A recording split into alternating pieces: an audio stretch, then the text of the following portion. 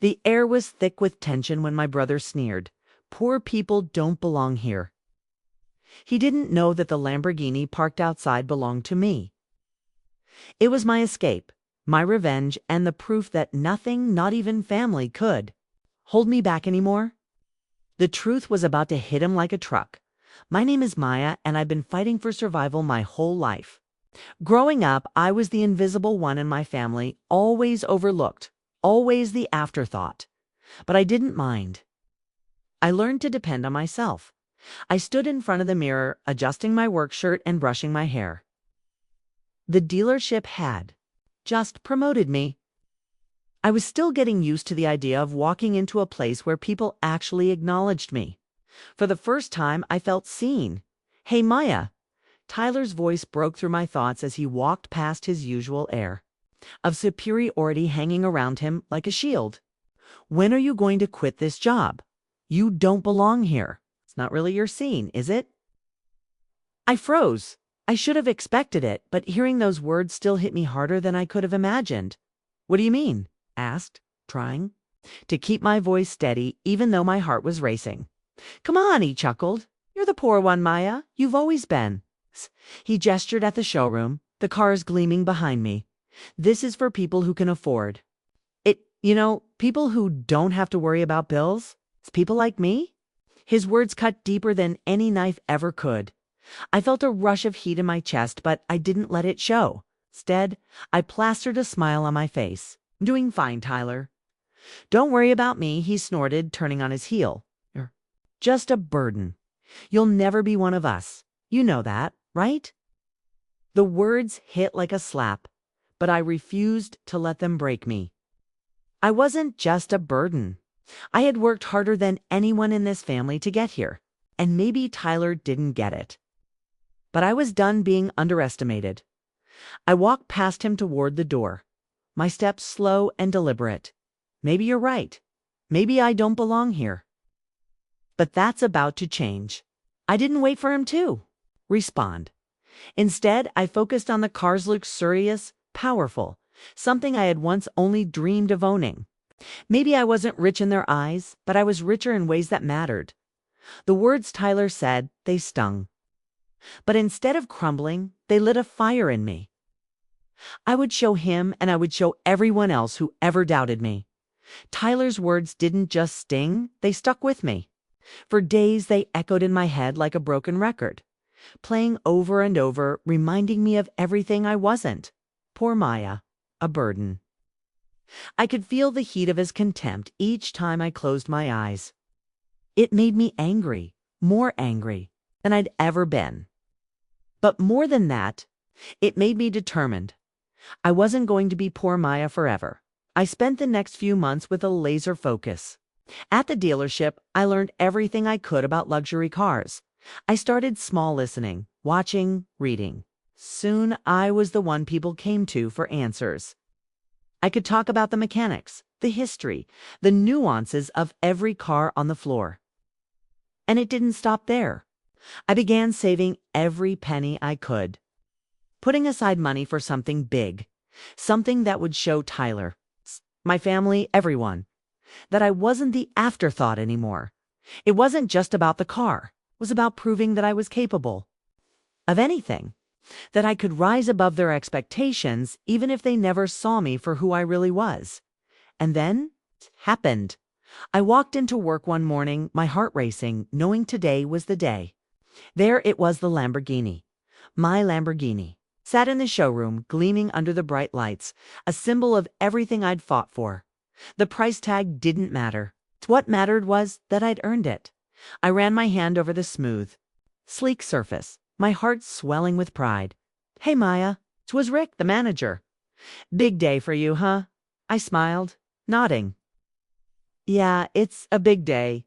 But inside, I was shaking. I had done it. It wasn't just a car. It was my escape. It was my freedom. Later that evening, I drove it home.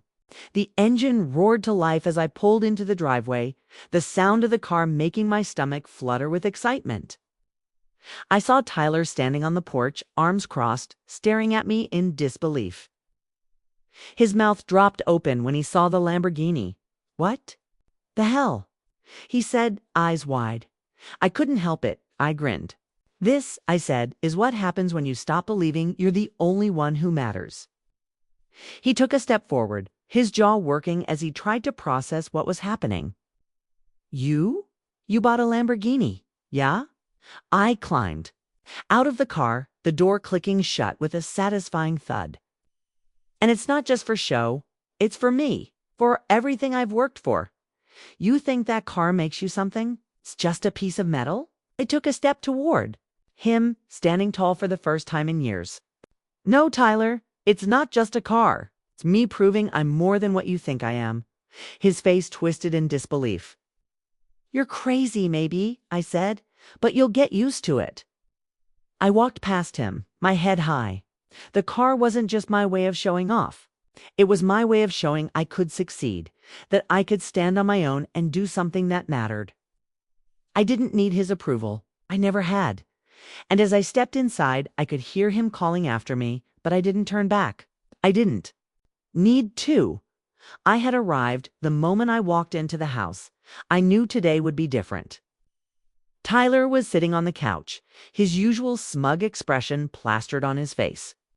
The words from the other day still lingered in the air, thick and suffocating, but I was done with silence. It was time to finally confront him. I slammed the door behind me, making him glance up. We need to talk, I said, my voice steady. But sharp? He didn't seem to take me seriously. About what? You still upset over that car? He scoffed, leaning back.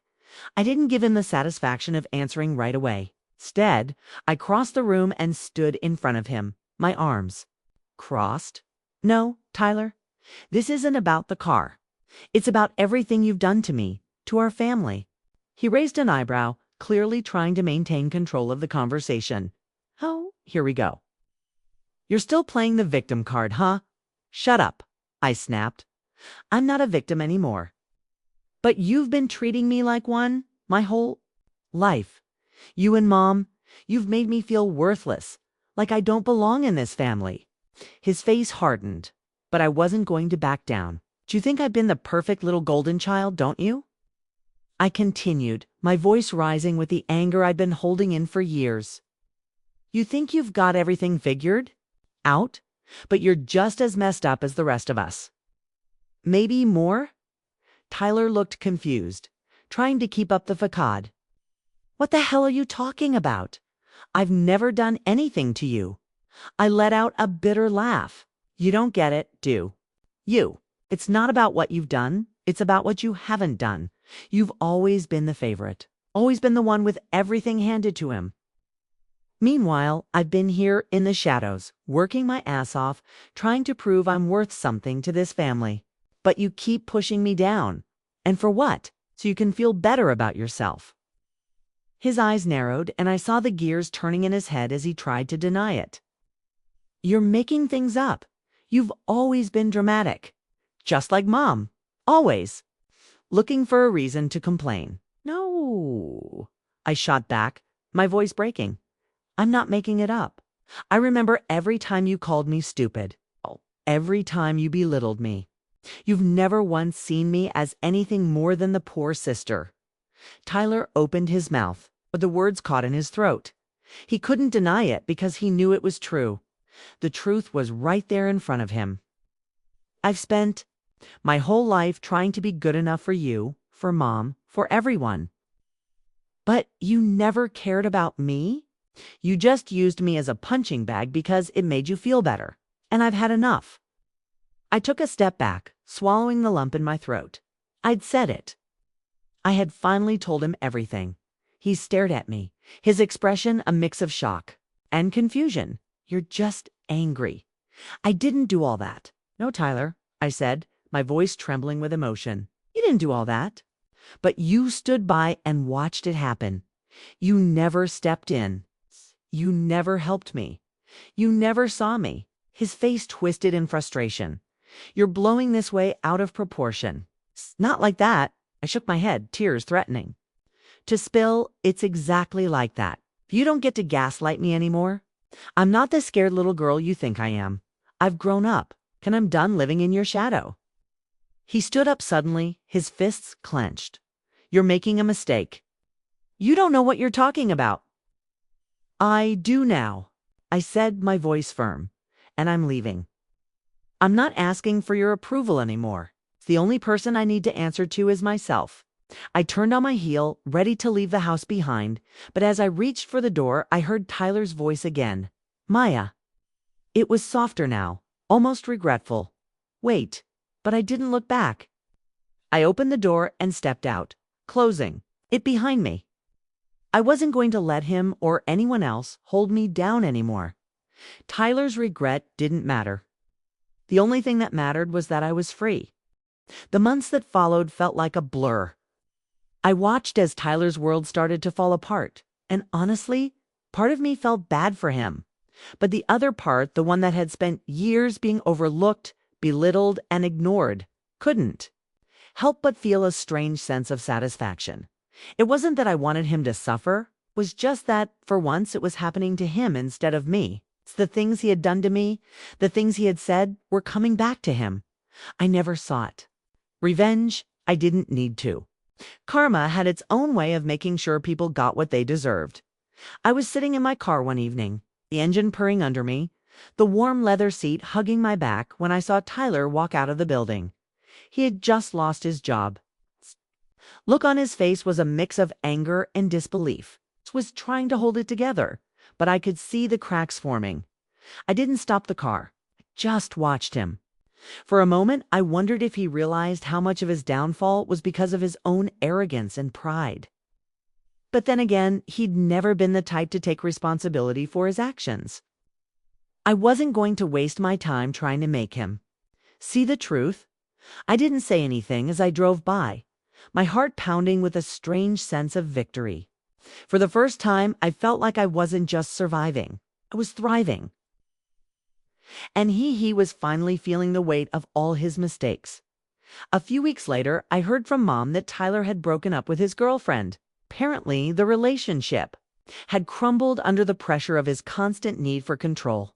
He'd blamed her for everything, as usual. It wasn't a surprise.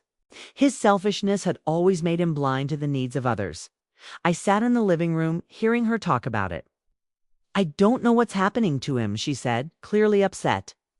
"He was always so sure of himself." I looked at her, my voice calm but cold. "Maybe he's just learning what it feels like to be invisible." Mom didn't know what to say to that. She never did. She had always seen Tyler as the perfect son, the golden child. But now she had to face the truth. I wasn't the only one he'd hurt. Everyone around him was starting to see it. And I wasn't going to pretend it didn't feel like a small victory. The real victory, though, was in the way I felt. I had always relied on others for validation. But now I didn't need anyone's approval. Not Tyler's, not Mom's.